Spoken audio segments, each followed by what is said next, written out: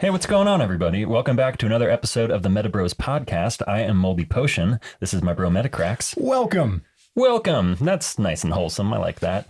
Today, we're just going to be chatting. We're just going to be hanging out and talking about kind of the state of the meta right now in MetaZoo, because wilderness has changed everything. It really has. We thought it might.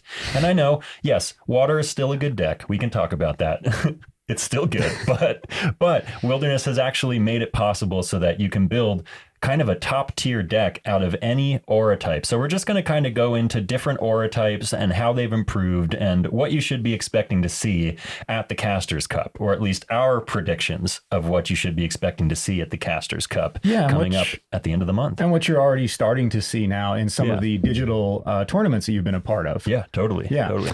Before we actually get into the podcast, I just want to say thank you, everyone. Thank you. You guys got us to 1,000 subscribers.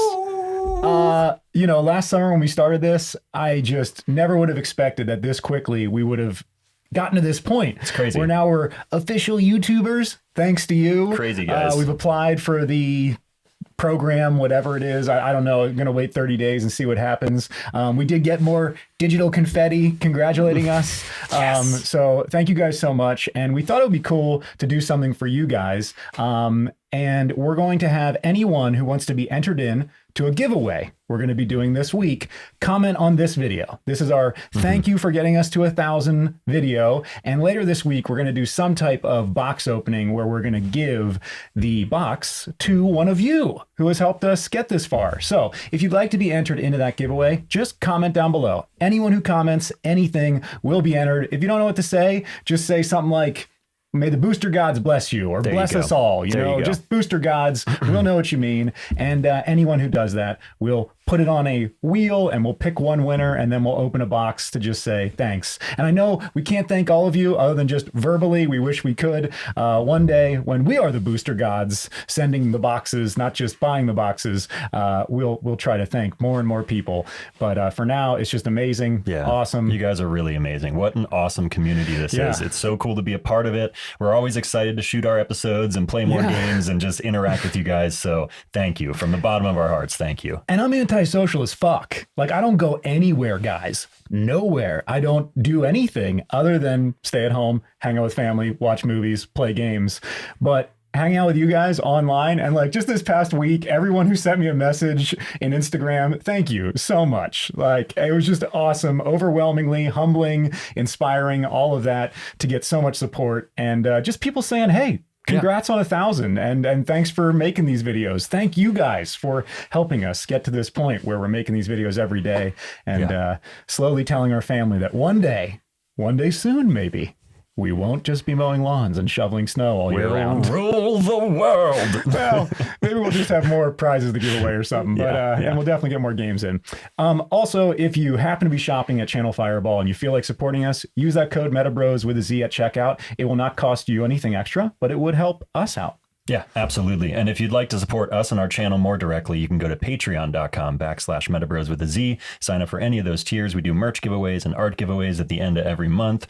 We just design cool stuff, art prints, coffee mugs, t-shirts, beanies, whatever it may be. And then we also help you guys answer any of your MetaZoo questions, help you guys build your spell books, or even play you on TTS. I've been getting a lot of games in with the patrons. Shout out to everybody who I've been playing TTS with. It's been a lot of fun lately. Yeah, I heard that one of our patrons you played last night felt the power of the torrential waves hitting them. Is that right? Yes, they wanted to play against a water deck. They were like, I haven't tested a lot against water. I'm like, okay, well, I'm going to play Torrential River. And what was she playing? It's nasty. She was playing Spirit. She was playing like a Bloody Mary type of deck. Nice. Or at least just a Spirit-based spell book with a lot of familiars and Morpheus and Bell Witch and all that type stuff. She was using Possession as well. And I think Spirit does have a chance, but you really need to hit the right cards at the right time. And when you're up against Torrential, if you don't have Dampen, you're screwed. If you don't have Dampen, you're totally screwed. Okay, before we get into all the card talk, I want to say one last thing.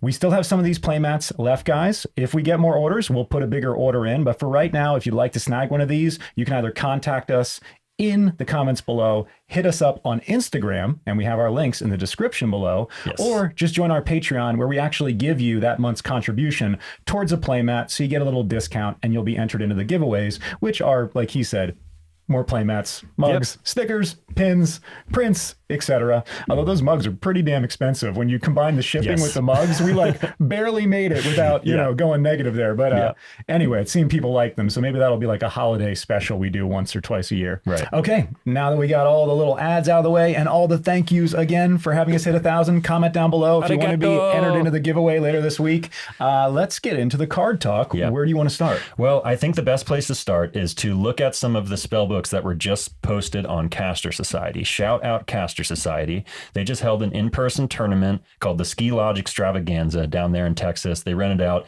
a really beautiful church and everybody showed up, and it was like the stained glass, gorgeous environment. Yeah, where people were playing MetaZoo, and they had predetermined Terra. So these aren't exactly decks that you would want to take card for card to Dallas, because they did have, I believe it was snowing, mountain, daytime, and forest were like permanently active. Ski Lodge. Yeah, so that's the Ski Lodge. But it was really cool to see that water did not come out on top. Easton was in this tournament. Easton was playing water. He was playing Loveland Lockdown. He's the #1 dude, and he got 3rd place here and was beat out by 2 spellbooks I want to break down right now. So this is Liam Pfeiffer's Cosmic Aura spellbook. Now, is Liam the one you mentioned the other day also had the Banana Rebob Bloodlust deck? Yes. So Pfeiffer, not Pfeiffer. Liam Pfeiffer was the builder of the Napa Rebob's 9,000 damage deck that kind of went around on YouTube there.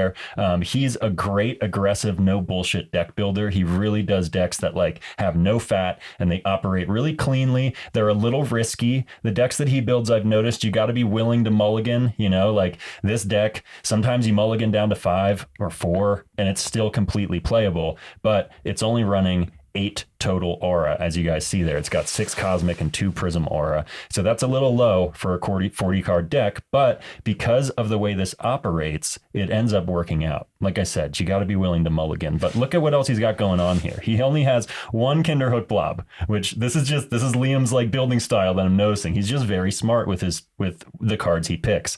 1 Kinderhook Blob, and then he's playing 4 Jellyfish, 3 Schmooze, 6 Lizard People, a Reptoid Ruler, an Air Rods, Fresno Nightcrawlers, and Dark Watchers. And so this is a completely alien-based spellbook. The only thing that isn't an alien in here are the Schmooze, and the Schmooze are nasty because they inflict sleep.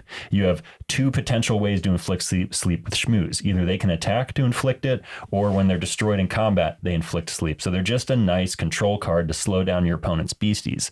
But outside of that, the reason why this deck took 1st place and is so nasty is because of Lizard People's ability, which is that when you contract Lizard People for 2 Cosmic Aura, they're a 50 life point beastie. They have a 25 damage attack up to 50 if you have the Stars Terror out. So they're potentially a 2-drop 50/50, which is that's a great. Yeah, that's the perfect number. Yeah, it's a great middle of the line beastie. But when you contract them, search your spellbook for a beastie, place it into your chapter.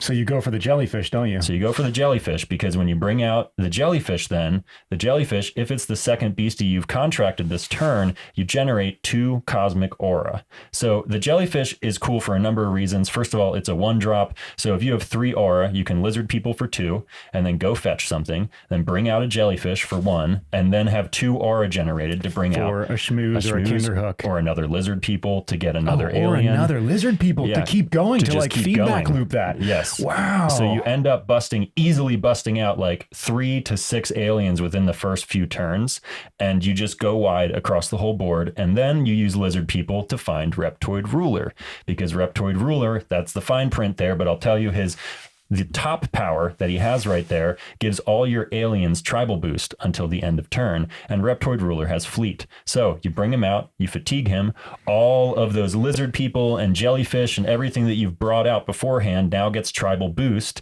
and you end up swinging for like hundreds of damage. And you do need to fatigue him, that's his power? Yes. Okay. Yes, but he's so crazy good, and the way this deck operates is just bringing out aliens steadily. You really only need 2 aura to like operate this pretty effectively. I like it. You're going to need 4 to bring out Reptoid Ruler, but you can win games even without Reptoid Ruler coming out, just because you're going wide with all of these aliens. And isn't there a play with the Jellyfish to get Reptoid Ruler cheaper?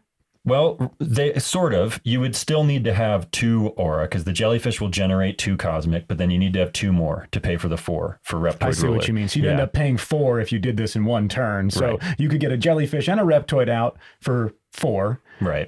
Whereas Reptoid just costs 4. Okay, cool. Yeah. But it's so surprisingly consistent when you play this deck. And the fact that the air rods and the jellyfish all have flying means that when you're giving them tribal boost, you have flyers that are swinging for like 70, 80, 100 damage. The jellyfish inflict poison. Fresno Nightcrawlers you've got here, spirit beasties with fleet, give them tribal boost. It's absurd. And Dark Watchers are they're essentially your fixers. Rearranging your cards. You get to look at the top 3 of your spell book, take any Terra or Aura out, and then rearrange them in any order and put them back on top. And now when you are you saying any Aura, any Terra, did we get this confirmed? Does that mean if I pull 3 cards off the top to look at it and rearrange them, and all 3 are Terra, I keep all 3? No, you just pick one. I either pick an Aura or a Terra, and I put the other 2 back, even if they were all Aura and Terra. Correct. Okay, it's good to know. Yeah.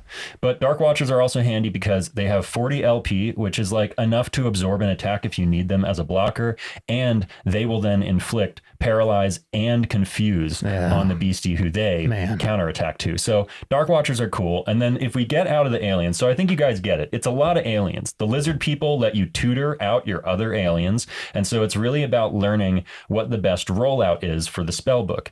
Kinderhook is there because Kinderhook, like we've talked about before, he has a very interesting combination of effects where his life points are his attack damage, which means that when you give him tribal boost and you boost his life points, that boosts his attack damage, but then also separately because of tribal boost, his attack damage gets boosted. So if Kinderhook gets plus 40 life points and plus 40 damage from, having 4 other aliens out in the arena and giving him tribal boost, he's actually going to get plus 40 life and plus 80 damage because his life increases his damage and then his damage is increased. So that's why he has the 1 blob, is just in case he throws a power up red on it or tribal war cry, whatever it may be, so that you can swing heavy. That's like his little small big swinger. Yep. Comes out cheap, doesn't look like much at first, but you get a tribal boost effect or you power up red and suddenly it's hundreds of damage off of a 1 cost. Yeah, it goes from a blob to like the Stay Puft Marshmallow Man. Yeah. Ray, it just destroys the arena. Ray, all those days roasting marshmallows over the fire. What did you do, Ray? At Camp Wakanda. Yeah. Camp Wakanda. That's right. Yeah. So a lot of aliens. Like you can see here for an aggressive build, he doesn't have lightning in a bottles here. He's not actually playing potions because he's committed entirely to the aliens. But no space penguins. Nope. Because honestly, you don't need them, man. No, I get it. The way this works is very consistent. The only thing that kind of knocks the legs out from it is if you can remove the Reptoid Ruler. If he busts out Reptoid Ruler and you can get rid of that thing before it does too much damage, then you're dealing with just kind of a mid-range, aggressive, gone wide spellbook. It can be dealt with. But if you don't deal with Reptoid Ruler, you're going to lose the game. What about throwing a tribal war cry or 2 in there just so you don't have to have Reptoid Ruler? I'm sure he's all considered of your it. Beasties, that tribal boost. Maybe you can give 1 in particular, the blob, of course. That is a move. You can totally do that. I think the way that Liam is playing this is he is just 100% committed to this working. And if you pull out the Reptoid Ruler, he can still win the game. Like if you get rid of the Reptoid Ruler, he can still power up red the Kinderhook and swing for the win. It's definitely a deck that has options, but he has committed pretty fully to the alien concept, which I think is cool. I love it. But then you notice down here, he's playing some other cards. The land tax you can kind of ignore. That's basically just because the way Caster Society does their Terra is you actually have the 4 Terra pages in the arena with you. It's not just hypothetically in your surroundings. They physically give you the predetermined Terra, so you could remove them with a land tax or, use the abduction, etc. Sure. Yeah, you could use abduction. Land tax, the way it works is you get to deal 20x damage to an opposing page or caster, where X is the number of Terra that caster owns. So because Caster Society, technically the way they've ruled it is that both players own the Terra because they're predetermined. Is it 4? It means that land tax is an auto 80 damage. Oh, for 1? For 1, which is absurd. Oh my. Yeah. So if you're ever playing in Caster Society where they have predetermined Terra, definitely put land tax in. Everybody learns it the first time you're playing in Caster Society and somebody busts land tax on you and you're like, what? And they're like, no, I get to deal 80 damage for 1 aura.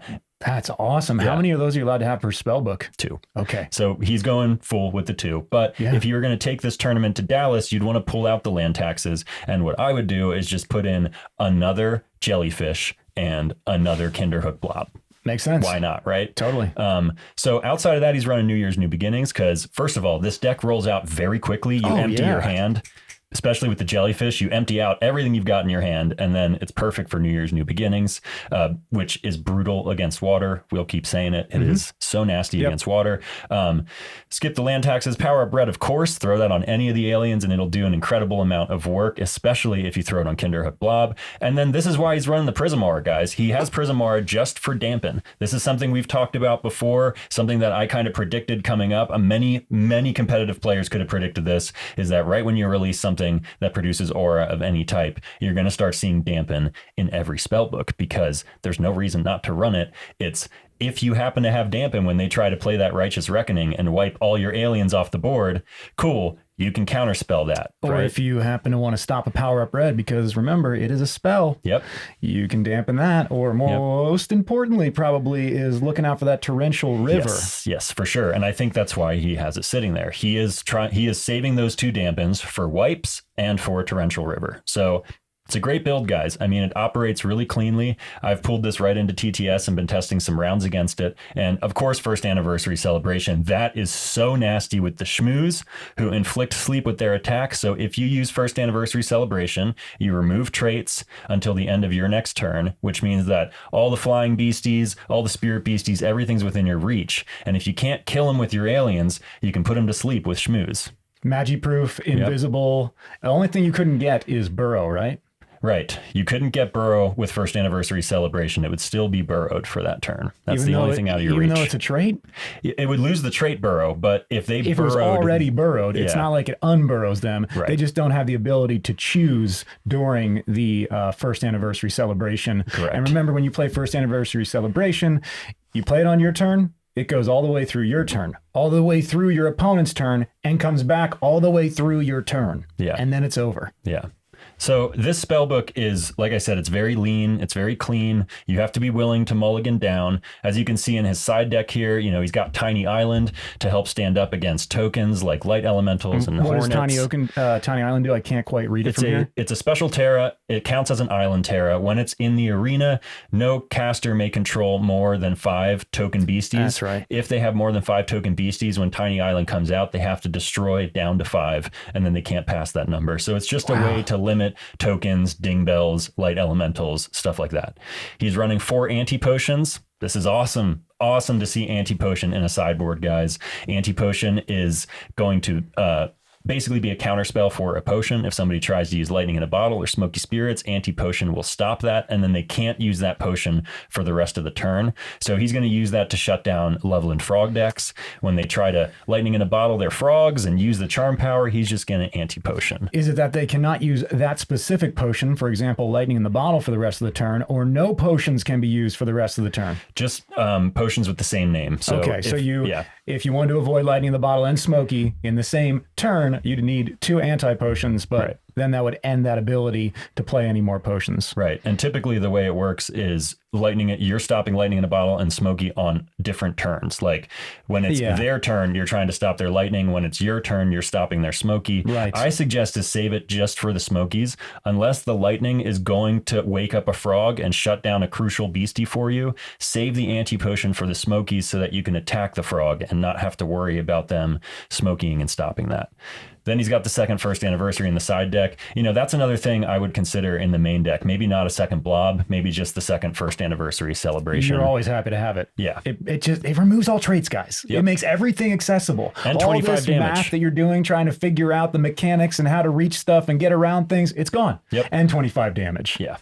It's awesome. All right, so what about this? Mistletoe. That's an anti-Loveland card. It works on any page that has Loveland in its name. So you can use it to kill a Loveland mailman, a Loveland frog, a chibi Loveland frog. Is it a 1 cost? It's a 1 cost. It's an artifact, so it can't be countered. It's not a spell. It only has 10 life points. It only has 10 life points. It does have convert. So after you bring it out, it's basically just a way to convert and get some extra aura, but when you contract it, you may blow a kiss to target beastie or caster. To contract the page, if you blew a kiss to a page with Loveland in its name, lovingly send that page to the cemetery. So he's got that just to take care of a frog or a mailman, because right now Easton's deck is playing frogs and mailmen. Oh, really? He's playing the mailman also. Oh yeah, 3 mailmen. Good luck building that deck, guys. It'll cost you a solid $900. Are you serious? Yeah. Oh yeah, mailman on the cheap is $300. Yes. I think we have 2 sealed between the 2 of us because we actually got one at last summer's promotion. Yes, and I am very tempted to bust mine out and start using it. And then you need to buy a third for like, what, $200 to $300? They're $300 each, yeah. Yeah. They're like the hardest card to get right now. We need a reprint or an alt art. Right? I know. Wow. That'd be amazing. He's got Absorb Aura because, you know, everybody's running crystals right now, or at least most people are. And some decks go so hard on crystals that if you don't have Absorb Aura, you will be so far behind. Because I've played the decks before where first turn, they're like, I drop a Lightning Glass, I drop a Mermaid Scale, I drop a Chaos Crystal, I drop a Starlight Bloom, I drop, you know, they drop like every crystal. And if you don't have Absorb Aura to at least slow them down a little, you're way behind. I know I'm with you, and we just went over this on our latest Channel Fireball video, but there's something about all the crystals right now that I'm hesitating playing Absorb Aura because there's just so many. It's like, it's hard to keep up with, at least between our games. There's times that you have like 4, 6 aura crystals, more than I'd ever absorb. Yeah, me personally, I actually, and this is just, you know, different players, different strategies. I side deck a whole set of Absorb Aura because if you're going hard on crystals to the point where I want to run Absorb Aura, I'm going to put all 4 in because they are crippling to a deck that has crystals. Even if the deck has 4 crystals, you can pick the right ones. You know, pick the Chaos Crystal, pick the Mermaid Scale that produces 2 water, leave the ones that produce 1 of each aura. You know, take the ones that are really the key important ones. Get rid of that Lightning Glass, and it works like a bookmark because then you get a bookmark and you get to generate aura. So when I play it, I play all 4, but I only use it in games where I know the other person's going heavy on crystals. Yeah, that's a good point. I mean, who wouldn't want a 0 cost, give you a free aura and a bookmark? Yeah. Like if you just look at it like that, and for how many people are playing them, okay, maybe not to actually control the arena, because basically if you don't have Absorb in your hand first turn and they drop their Lightning Glass, they already got their benefit. Yep. And then you're just kind of catching up, but 0 cost bookmark and an aura. Okay. And then he's got the Toxic Waters because he has the jellyfish that have flight, but anything that has spirit, anything that has magic proof, these things are going to be challenging to deal with. So Toxic Waters in the side deck just for that situation. And that you can remove traits from one specific target. Yes, and it will unburrow burrowed beasties. Ooh, yes, so Toxic is very handy. Yeah, great deck, guys. Like if you haven't played Cosmic before, just build this deck and try it. It's not an expensive deck to build. You could build this whole thing for probably like $30. It's very affordable, and it whoops ass, seriously. Last thing on the Toxic Water, I'm sure everybody knows this, but you can target a frogman because it's a potion. Yep. And not a spell. Yep. So he has magic proof. You can't target him with a spell, but a potion, go for it. You got him. Totally. Okay, cool, man. Man, Liam has, yeah, you're right. This is like a really streamlined, clean, awesome. I like this build. I actually want to try playing this. Yeah, you'd love this is my build. style. Like low aura, low cost, lots of little options in the mechanics of the beasties rolling out pretty quickly, going wide with tribal boosts and power-up reds, finishing the game with Kinder Hooks if you haven't already taken them out with land taxes, especially when you have those 4 aura in place. Yep. Terra, excuse me. He's not playing any Terra in this because he has a stars. He has a stars. Yep, he has a stars Terra. Right, that was not part of the Ski Lodge extravaganza. Nope, but that makes the lizard people all swing for 50, so it's like 100% worth having. Definitely. Yep. Okay, cool, man. Liam. Excellent build, Badass bro. deck. Yep, Badass I'm looking deck, forward dude. to playing it. That's probably going to be the next one for me. All right, let's look at the second place. Probably try to put in Space Penguins too, just because I love them. All right. Second place. This is a crazy deck. I think it's a great deck. I'm just surprised with some of the choices in this deck, but that's what's cool about seeing it take second place. So this is mostly a lightning deck. It's playing 7 lightning aura. It's got 2 prism auras. So that's 9 aura. That's 9 resources total. Then it's playing a snipe. It's playing a Dingbell ringleader. It's playing Gassy and Dietha, which is Hold on. No, I'm It's playing telling snipe. you. It's playing snipe. Tell people why snipe is cool. So snipe is cool because he costs 5. That's not what's cool about him. He's got 60 LP. He has flight. That's one of the cool things. He gets a double flash trait when he enters, so you can potentially stop 2 beasties from declaring attacks on the next turn if you flip aheads. Try to do, if you failed on one, you could try to do both of those on one beastie, right? Yep, you can, because they resolve one at a time. So the first one resolves, you target, you do the flip. If you succeed, that one can't attack next turn, and then the next one resolves. So if you miss the first flash trait, you can try again with the second one. And flash just stops a beastie from attacking the next turn. Okay. Well, yeah, from declaring attacks. Yep. Okay. Beastie will still counterattack. You can still defend with it, but it can't declare attacks. So the cool thing about Snipe really, though, is the power where you can fatigue him and search your spellbook for a beastie, any beastie, and then place it into the arena fatigued and shuffle Snipe back into your spellbook. So you can use him to cheat out beasties that are difficult to contract, like Gassy, because Gassy costs 2 colorless and 2 flame, would be extremely difficult to contract in the spellbook because there's no flame aura in the spellbook. There's just 2 prism auras, right? So they are using Snipe to get out Gassy, or at least that would be my assumption. And they want Gassy because during your turn, you can contract spells that share an aura type with aura pages you control from your cemetery as if they were in your chapter. You may only contract each copy of a spell in your cemetery once per turn. This way, Gassy cannot gain traits, but his attack will gain plus 10 damage for each spell that you contracted that turn. So they want to use him to recycle their lightning spells, I'm assuming. They want to use him to recycle their lightning bolt, or maybe their lightning strikes twice. Let's see what spells they're running here. Yeah, let's just go down here to the side. And, well, first... back it up a little bit. Yep. Let's see. What spells are they even running? This is what's interesting. So they have 1 lightning bolt, guys. This is what's so crazy, blew my mind. 1 lightning bolt, 2 lightning splits, 1 fireball. So they are counting on Gassy to be able to recur these spells. But here's the thing. Maybe I'm missing something, but they don't have a flame aura, do they? Chaos Crystal. That's not a flame aura. Go up to the top. I'm talking about Gassy's ability. You need to control an aura. No, so they don't have a flame aura, which means they couldn't have recurred fireball. So if in this tournament they were recurring fireball against you, that's an illegal move. They need to control an aura of the type flame to be able to contract flame spells. They need a flame aura in the arena with Gassy to be able to contract flame spells. And Prism aura does not count as all aura? No, Prism aura counts as a special aura. That's its own type. That is not flame. It's not lightning. It's not any type. It's its own type. So and it's not flame page. It says aura page. Yes, aura page. So you need a flame to cast that fireball again. Yes. So this build to work and be legal technically would have to be running at least 1 flame aura page so that Gassy could keep using fireball. Okay.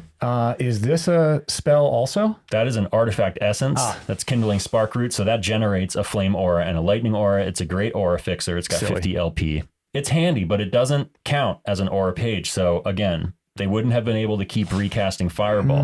But that is the strategy with Gassy in the deck. They're trying to use Snipe to cheat out Gassy so that they only need to use lightning bolt once and they can just reuse it every turn from the cemetery with Gassy. Automatically paralyzing, dealing 25 damage. That's amazing. Or lightning split from the cemetery every turn, dealing 90 damage and inflicting paralyze.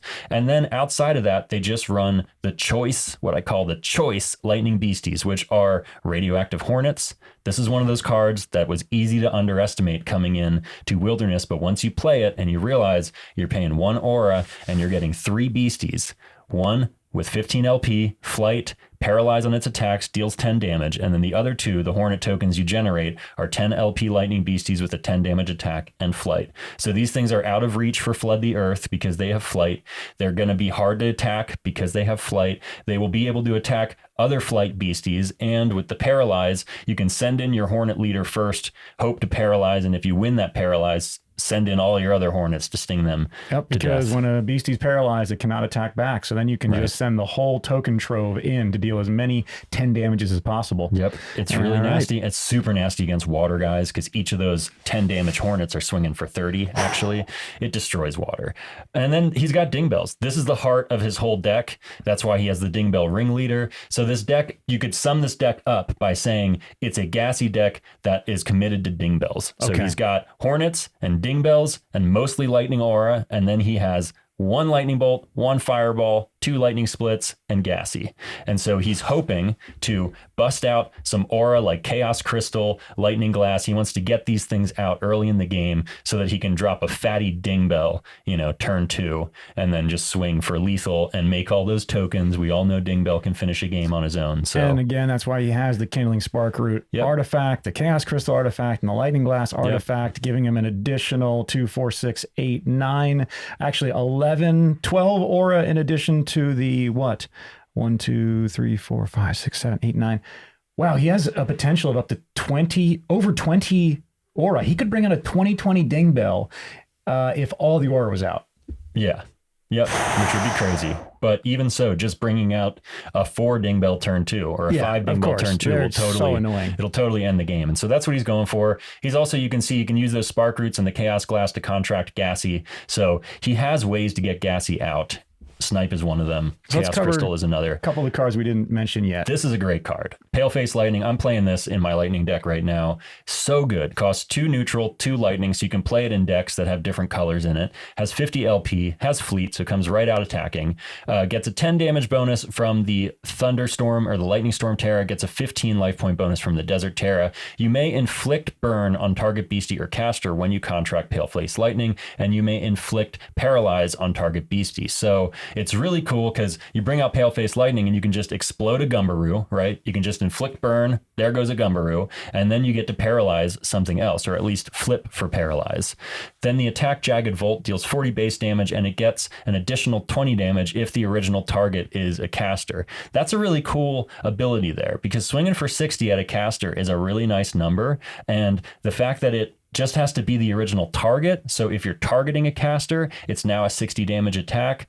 That's cool, man. That means even if they declare defenders, now they have to deal with 60 damage just because it's headed towards a caster. So Paleface Lightning is nice. Gives you paralyze, gives you a burn trigger, swings for a decent amount, has Fleet. It's just one of those beasties. It's kind of a win-win. I like it a lot. Yeah, mid-range beastie, well performed, good performer. Yep. And then he's using Thunderbirds, and I'll tell you why he's using Thunderbirds. They're cool. Okay, they're okay. They have 50 LP, they have Flight, they have Fleet. They don't swing for a lot of damage. They swing for 20 damage, but they inflict paralyze.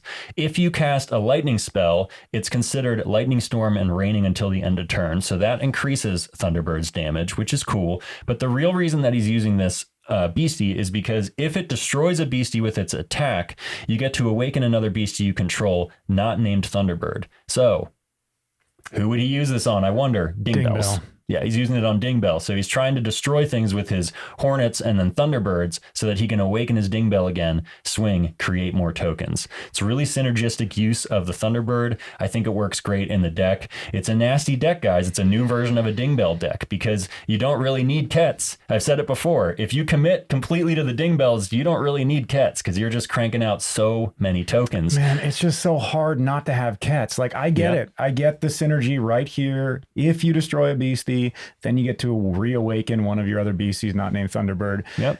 But 3 cost for not a Kets when one more gets you a Kets? I don't know, man. But Kets is useless if you don't play Lightning Storm Terra. He's not playing Lightning Storm Terra in the spellbook. So I don't think Kets fits here. I think Thunderbird works better because he is committed. Once again, this is a deck that is committed to a certain build. He is committed to the Dingbell. And I guarantee you, I don't want to say guarantee, but I highly suspect that the reason why this deck didn't take first place is because Liam was running Tiny Island. So if these two came into a battle, Liam throws Tiny Island out, and all of a sudden, all the Dingbell tokens and Hornets, it goes down to 5. That's amazing. And not 5 ding bells and 5 hornets, 5 total. Choose. Yeah. Who do you want? So this is a really cool deck, but it is very weak to Tiny Island. And I think if you have Tiny Island in your sideboard, you are totally prepped to deal with a deck like this, or at least mostly prepped. Everyone should probably have Tiny Island in their sideboard and absorb auras in your sideboard, and either like Smoky Spirits or anti-potions or Toxic Waters. I think I like Toxic Water more than I like anti-potion. It depends on what deck you're playing for sure. But yeah, Toxic Water, if you're doing a beastie based spell book, I think Toxic Water is useful in more situations, but anti-potion is really good against the frogs, man. It's really good against Loveland Frogman. Okay, he's also got a ball of lightning in here. He's running 2. Just value. Value Lightning Beastie. 2, it produces a lightning aura at the start of each of your turns. It deals you 25 damage, but it deals 50 damage if you've got the Lightning Storm Terra out, and it inflicts paralyze, and it has flight. Again, it's just a good combination of traits, powers, and attack power. It's just a value beastie. Watch out for the alt art errata that was new to Wilderness. They do not hit for 50. No. So only 25. Yep. Only 50 when the Lightning Storm Terror is out. Yeah, totally. Okay, well, I think that pretty much covers it. Of course, he's also running a New Year's New Beginnings. Yep. 2 bookmark, which everyone does. We've already covered that. And I think that, and a couple of Absorboras, and that's his spellbook right there with the crystals. Now, there you go. There's an example. He's main decking Absorbs because he's running so many crystals that makes sense. That if you're not playing crystals, he'll just use it on his own crystals to get further into his deck. Yep. That's the strategy. The only mistake I see in his deck build is, like I pointed out, he's obviously intending to reuse that Fireball with Gassy every turn, but he needs to have a Flame Aura in the arena for that to work. That's the only thing I see wrong with this build. Other than that, it's a really clean, really nasty Dingbell build. So what one card would you take away to put in the Flame Aura? What one card would I take away? I would just take one of the Lightning Auras out, and I would put a Flame Aura in. That makes sense. Let's see what his side deck looks like. Okay, he's running Destroy Terra. Interesting. I think that's very interesting. I guess for Tiny Island. Right. Of course he is. Right. So he's aware of it. Island. He's waiting for that. Yeah. Good on you. Yep. He's running a couple anti-potions just for clutch moments to try to slow things down. If somebody tried to Smoky his Ding Bell, oh no, you don't. He's going to turn off the Smoky, and then the Ding Bell attack will go through. Shout out to Pepper DeLuca. I love this art so much. Oh yeah. Just feels so good.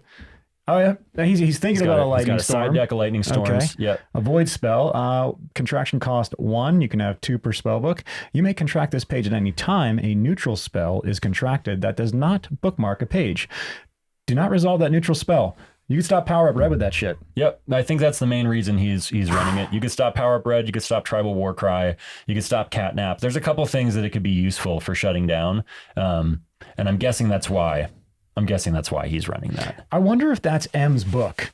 It's kind of brown. They said M's book was red, but I don't know. I'm curious. Maybe. It's because I've been doing the illustrated novel and I've been looking for an image of M's red book just so I can put it in the slideshow. That doesn't look red to me. I don't think that's M's red book. No. That just looks like leather. But I love it. Afton, excellent art. Okay, what else? Of course, the boilovers, which are, basically Gumbaroo killers. Actually, no. This is Boil Over. This is not Bubbling Brew. This is interesting to see. I don't know. What do you think? This is interesting to see in a side deck.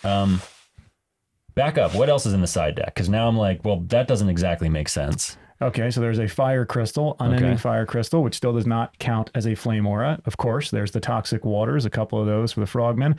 And then finally, a Seafood Barbecue.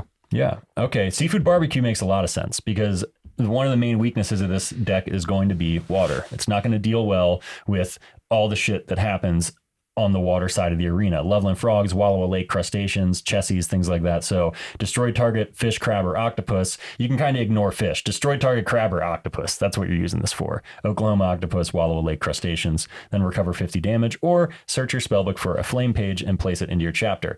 Oh no, flame spell. I'm sorry. So you can't use this to search for Gassy, but you could use it to search out your other fireball. Which you'd still need that flame to play. Yes. And I'm not sure why he is playing 3 boil overs. I feel like he meant to put Bubbling Brew there. Maybe I'm crazy. That's what my brain saw. I don't see how boil over fits in the spellbook. Maybe I'm just being a dummy right now. Well, let us know, Isaac. But let's see. Scroll up. There's no Phoenix Rain. I guess Lightning Split. I guess he could boil over and Lightning Split himself, and then that would deal a... But why would you... If he if you get it a few times, if he boils over 6 times, okay. if he does maximum 6 Fair. times boil over, he could lightning split for 540. Yep. So if you have gassy in the arena and you drop all 3 of the boil overs on the same turn, that then you recast them through gassy from your cemetery, and then you throw a lightning split at yourself, you would deal 6 times 90 damage to your opponent. It's interesting that that's in his side deck. So he's got like a Hail Mary in the side deck where he can try to deal you 600 or 700 damage in a turn. 500 or 600 damage. Yeah, it would be 90 times 6. So 90 times 6 would be 630 or 540, huh? Yeah, 54. Whatever. All right, cool, man. I like this build also. Personally, I'd prefer to play the Cosmic deck because I feel like it's a little more obvious. It's a little more, direct.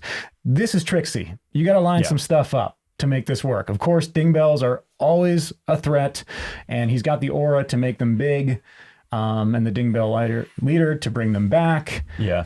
But yeah, I'm surprised of the flame lightning combo. I like it. Me too. I'm inspired. Me too. I want to see more of it. I didn't too. expect it, and this took 2nd place. Yeah, I think it's a great deck. I think that it needs to play. I don't think it should be playing the single fireball, because even if you put one flame aura in the deck, you have to have that flame aura out to be able to keep recasting fireball. So I think it's more lightning bolts. Yeah, just put another lightning bolt in and it'll operate much smoother. I would put all the lightning bolts in and probably drop a hornet or a ding bell or even ball lightning. I kind of hate ball lightning. I got a weird thing because ball lightning once killed me in a game you guys never saw. So they help with the ding bells though. Yeah, they do. Yeah. But he's got enough aura for those. I think I would put in 3 more lightning bolts and I would drop a couple of the beasties. Because I would keep gassy, of course, because the idea of paralyzing potentially for 4 aura with gassy in the arena, paralyzing 4 beasties instantly and dealing 25 damage consistently, you could keep your gassy safe, lock down the arena, and slowly drain their life points. Yeah. I like it. It's possible. Is there anything else that you'd like to look at in terms of spell books or anything you'd like to say about these before we move on? No, I think that these are just a good... it's good to look at these because this will help you understand how the wilderness meta is changing. And I think the thing you can really take from this is Prism Aura is changing the entire game, because being able to play 2 aura pages in your spellbook that can generate any color aura open up so many possibilities. All of a sudden, any deck can play Dampen just by having 2 Prism Aura and a couple Dampen.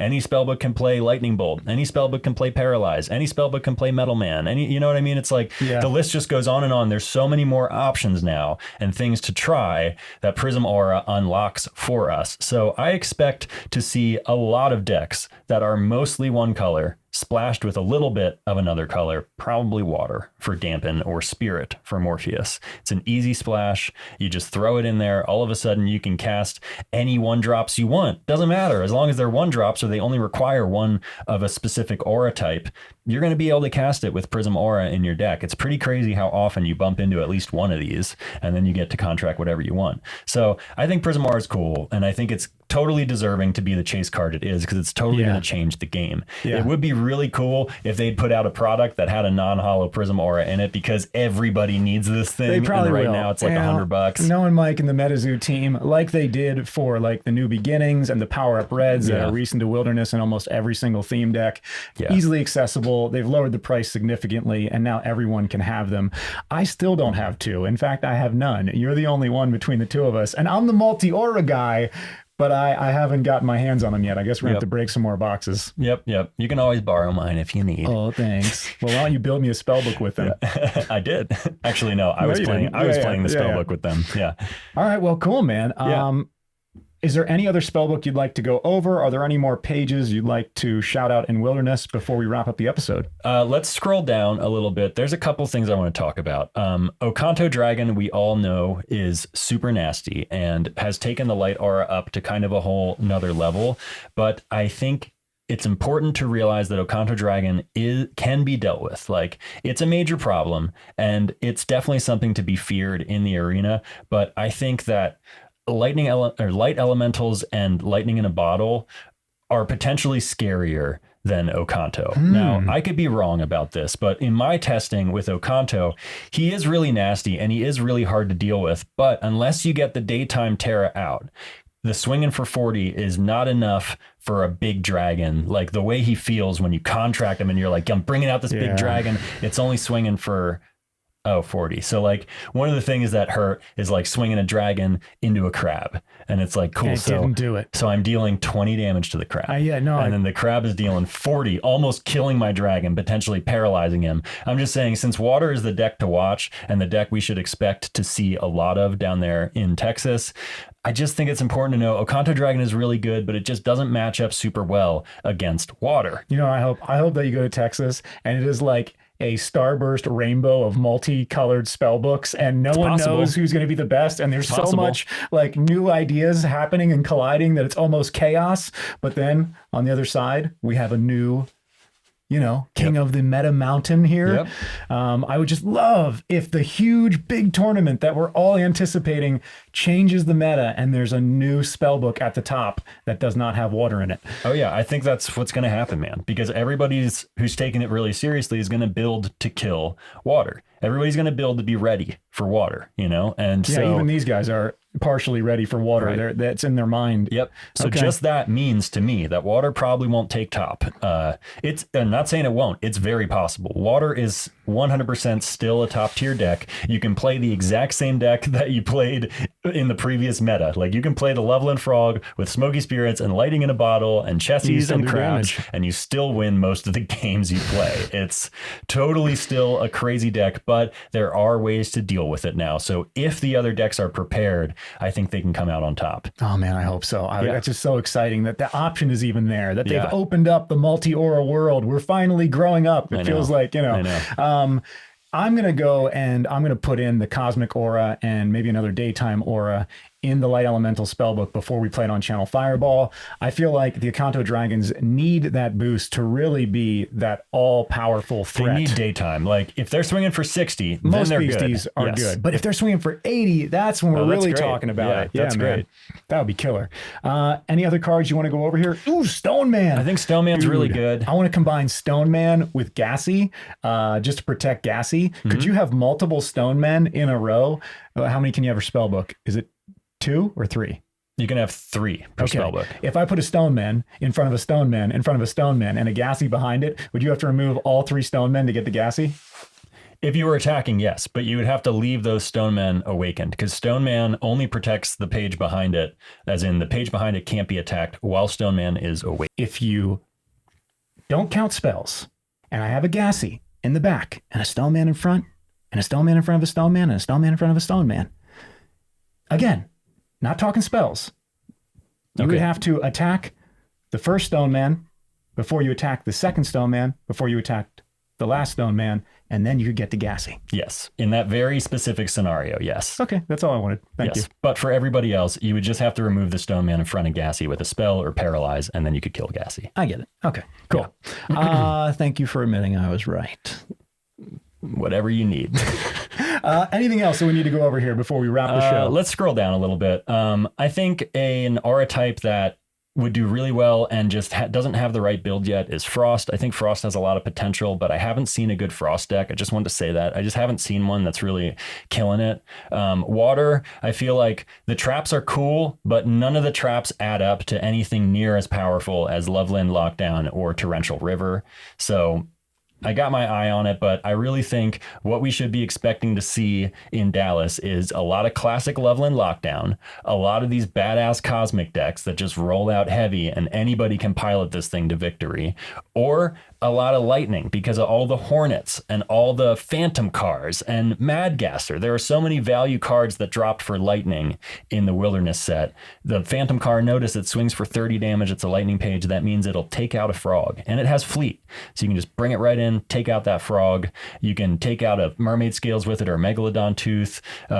Gasser inflicts burn, so he does well with Gumbaroos. I think that lightning just can be prepared for a lot of different scenarios, which is cool. I expect to see a lot of lightning at the tournament. I'm not going to the tournament. One day I will leave my antisocial grandma's basement and meet you guys in the real world, but for now I'm holding down the home front on the Montana farm.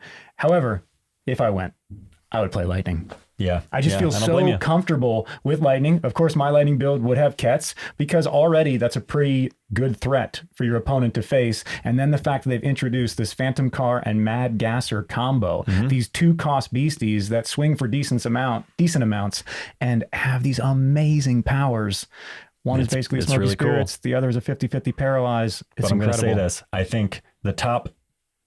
think all of the top 8 decks are going to have Dampen in them, or they're going to have a splash of another color. But I think most of them are going to have Dampen. I don't think you're going to make it to top 8 if you don't have Dampen, because Dampen right now is the only way to stop Torrential. It's the only way to stop Righteous Reckoning. It's the only way to stop Zombie Apocalypse. It's the only way to stop things that wipe the whole board, you know? And a lot of the decks right now that are whooping ass tend to go wide. Aliens go wide. Hornets go wide, you know? So you want to be ready with those dampens to stop people from wiping your board and just ruining your entire board state. Do you think there's any viability with the new Sasquatch win condition, or simply the tribal boosting benefits they all give each other now that we have these nest tokens from the Ohio Grassman, and now that we have, you know, the Skunk Ape who's poisoning and then locking down the ability for a powerful beastie to attack the Sasquatch the next turn? I think it's possible. I think that once again, they'd need to be running Dampen. Like, it would have to be a forest deck that has Dampen because in it. the moment that you have the Flood the Earth, and you can't dampen stop that. Flood the Earth. Yeah. So really, you'd be stopping Torrential or Righteous Reckoning because you're always swinging and attacking with your beasties. So they're in this fatigue state. Yeah. And Righteous Reckoning destroys all fatigue beasties. Okay. All right. I think the Sasquatches, they're incredibly powerful with arena presence, but they fall victim hard to Flood the Earth because none of them have flight. So yeah, it's the same thing with the light elementals. It's like they come out so fast and fierce in the beginning, you feel like you're guaranteed to win, but then one wipe and you lose everything. It's so fragile. Okay. Swings big. It's like a glass bat. Swings big, but breaks easily. Yeah. And you know, you might get lucky and be able to pull out Spectrum Shift like we talked about. You can cast Spectrum Shift at any time, and then the opponent has to choose a new or a color that everything in the arena becomes that color. The reason why you would use that spell is if they go to Flood the Earth, you cast Spectrum Shift, and then they have to decide whether everything gets destroyed because they don't pick water as the aura type of everything, or they do pick water and nothing gets destroyed. The thing is, that sounds cool on paper, but then when you actually play it and test it, you see that most times water doesn't have much going on their side of the arena. So they let it go. So they're like, sure, whatever. Yeah, they're basically they got a frogman out. That's all they want. Because when you have only one frogman and you use a Smoky Spirits, if that's all you have in the arena, they're not attacking the frogmen again. Right. So you only need to use one Smoky to save them, and then you're right back to lightning in the bottle, charming the frogmen and controlling the arena state. So water is meant to operate with not a lot of beasties, which means that even if you Spectrum Shift, I guarantee you the water player is going to be like, cool, so I guess my crab dies, but then so do 10 of your beasties, you know? Okay. So yeah, just be ready for that, guys. Flood the Earth is as strong as ever, and you still can't prevent it. So Watch out. Watch out. Stick to the flying. I think the Hornets are a real safe bet against Flood the Earth. Okay. Well, I think that does just about does it. We went over a few of the builds. We're going to keep doing this, guys. Like we mentioned before, we're not going to do a podcast every week, but we're going to try to at least touch base with you guys, sit down, just give you our thoughts that really we have every night when we're having dinner together, just talking. So in a couple weeks, actually, maybe we'll wait till either just before or just after the tournament. Yeah. Although I do remember you mentioning something about going, kind of MIA silent the week before the tournament, just so you're not sharing every secret that you're trying to set up. We're going to share everything that we can think of up until that point, but he will, you know, be a little I don't want people to specifically build to kill me. And I don't think necessarily that would happen, but I know some of you would. I know some of you would be like, okay, Moldy's playing this, so I'm going to make this to kill him. So no, I'm not going to talk about my specific deck the week before the tournament. But we'll talk about it after. We'll talk about it after. Yeah, we'll tell you everything and after. And I will continue to address the meta leading up to the tournament. I'm just not going to tell you what I'm going to do. But up until then, we'll tell you as much as we can what we're doing, what everyone is doing, what we think is going to happen, and then we'll report on what did happen after someone wins. What? $100,000. What? Yeah. Yep. $100,000 first place. Second place is like 50 grand. Third place is like 30 grand. And then I think it's like 4th through 10th is 10 grand. And then like 10th through 32nd is 1,000. Wow. and a booster box. That's incredible. So crazy. Oh my goodness. So crazy. I'm just so happy to be part of this world, this community, this game. So excited. It's absolutely amazing. Anyway, guys, if you made it this far, thank you so much. Arigato. You don't need to hit subscribe. You guys already got us to 1,000. Do it. I mean, if you want. Also, if you're shopping at Channel Fireball and you feel like supporting us, you could use the code Metabroz with a Z at checkout. Doesn't cost you anything, but does help us out. Really does. And like I mentioned earlier, we do have a Patreon. If you want to support my bro and I and our content directly, go to patreon.com/Metabroz with a Z.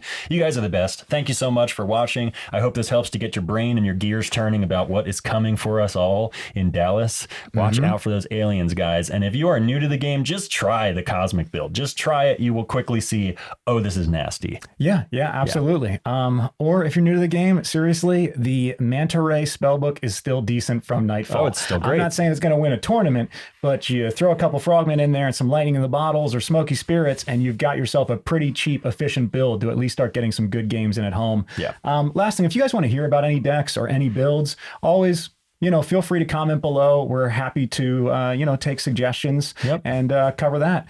I think the next deck that we're going to be bringing this week is what were those two that you were building? I've got a couple of them for us to try, but I definitely want to do an updated flame deck for us, and I want to run some Cosmic so we can see how that rolls out. I'd like to play the Cosmic, even though normally I'm more of a flame player. I just really want to try this build. Sure. Yeah. Are you messing with a flame light?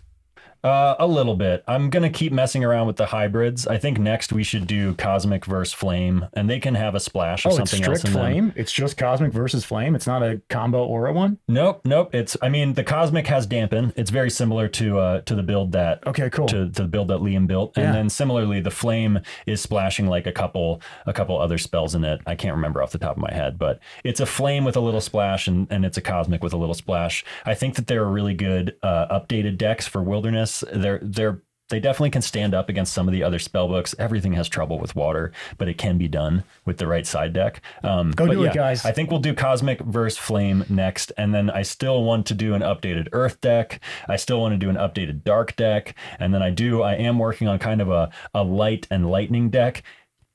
It's not the Ding Elementals. Somebody out there is waiting. Somebody out there has been waiting for me to build Ding Elementals. Who They've been thought of that shouting name? it out. Ding Elementals? That's freaking awesome. I love that. They've been shouting it out forever. I really got to just build it and try it. I think I want to play that. Totally. Ding Elementals. I like that a lot.